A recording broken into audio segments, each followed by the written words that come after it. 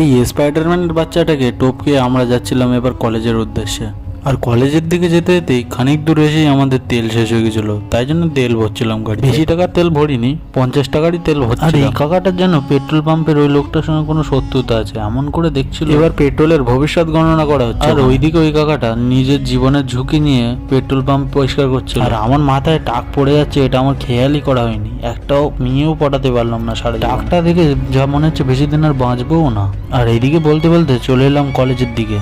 আর একটুখানি অফিসের দিকে গিয়েই আমার আই কার্ডটা আমি পেয়ে গেলাম।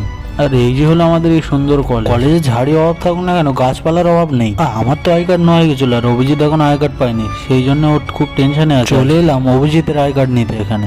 আর এসে দেখা পেলাম রাহুলের এমন করে দাঁড়িয়ে আছে যেন মলে সেল চলছে। এই ছিল আমাদের কলেজের ভিডিও। দেখা হচ্ছে তাহলে অন্য